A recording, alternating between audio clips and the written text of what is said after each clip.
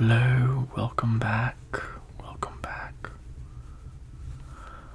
Well, tonight, we're going to be reading a book, and the book's called Owl Moon by Jane Yolen, illustrated by John Schooner.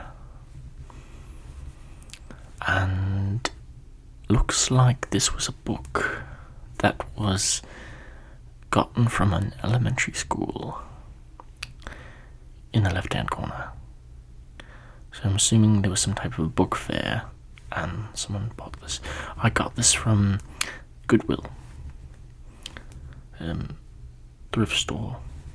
So yeah, let's get Groundhog in. Alright. I need help. Page, okay. Alright.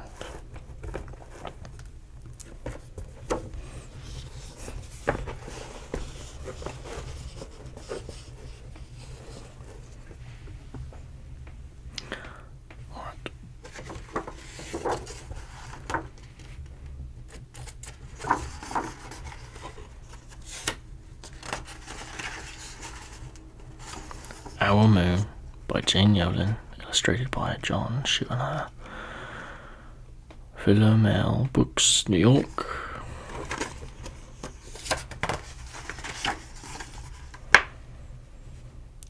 For my husband David, who took all of our children owling. J.Y. To my granddaughter Nisa, for when she's old enough to go owling.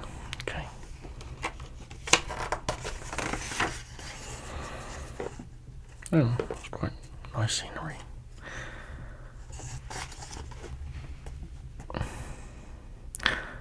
It was late one winter night, long past my bedtime, when Pa and I went owling.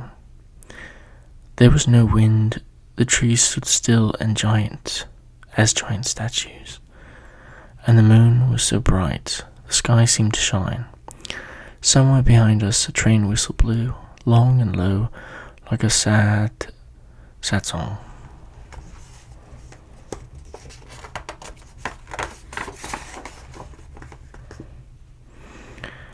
I could hear it through the wooden cap Pa had pulled down over my ears. A farm dog answered the rain, and then a second dog joined in. They sang out, trains and dogs, for a real long time. And when the voices faded away, it was as quiet as a dream. We walked on towards the woods, Pa and I. There's a little fox at the bottom.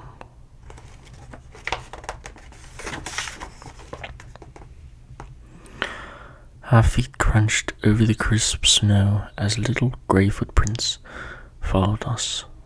Pa made a long shadow, but mine was short and round. I had to run after him every now and then to keep up, and my short, round shadow bumped after me. But I never called out, "If you're going owling, you have to be quiet." That's what Pa always says. I had been waiting to go owling with Pa for a long, long time.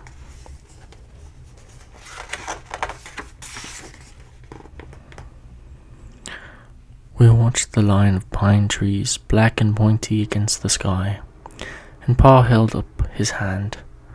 I stopped right where I was and waited. He looked up as if searching the stars, as if reading a map up there. The moon made his face into a silver mask. Then he called, "Ooh, ooh, ooh, ooh, ooh," the sound of a great horned owl. Ooh, ooh, ooh, ooh, ooh.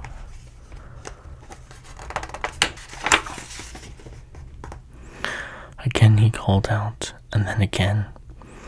After each call he was silent, and for a moment we both listened. But there was no answer. Pa shrugged and I shrugged. I was not disappointed. My brothers all said something. Sometimes there's an owl and sometimes there isn't.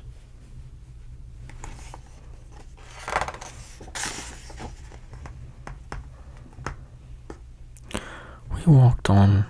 I could feel the cold, as if someone's icy hand was palmed down on my back, and my nose and the tops of my cheeks felt cold and hot at the same time.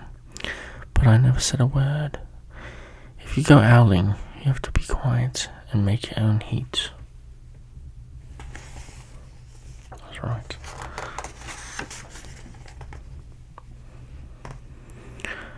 We went into the woods. The shadows were the blackest things I had ever seen. They stained the white snow. My mouth felt furry, for the scarf over it was wet and warm. I didn't ask what kinds of things hide behind black trees in the middle of the night. When you go owling, you have to be brave.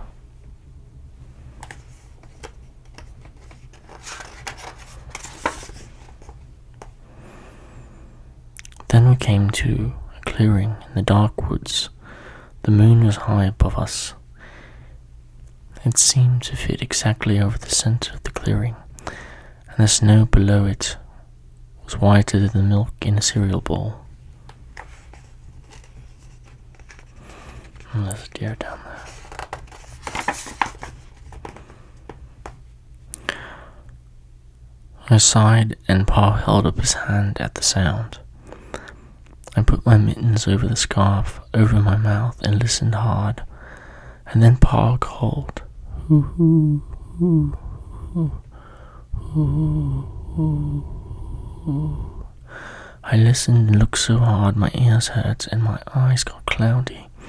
With the cold, Pa raised his face to call out again, but before he could open his mouth, an echo came threading its way through the trees. Hoo hoo hoo hoo hoo hoo.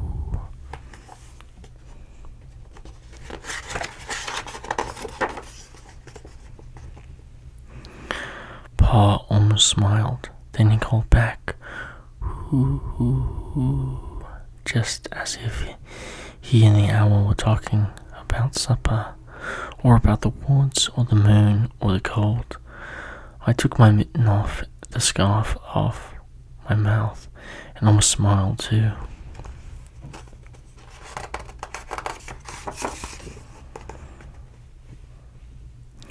The owl's call came closer, from high up in the trees on the edge of the meadow. Nothing on the meadow moved. All of a sudden, an owl shadow, part of the big tree shadow, lifted off and flew right over us. We watched silently, with heat in our mouths, the heat all over those words we had not spoken. The shadow hooted again. There's the shadow up top.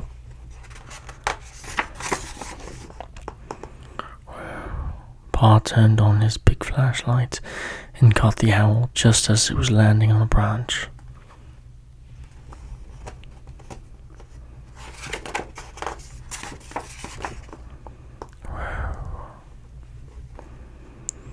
For 1 minute, 3 minutes, maybe even 100 minutes, we stared at one another.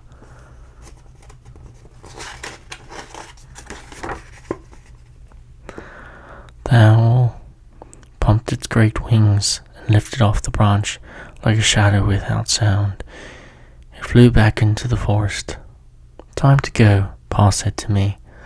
I knew then I could talk.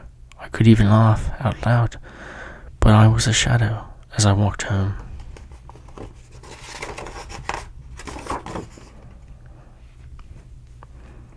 When you go owling, you don't need words or warm or anything but hope.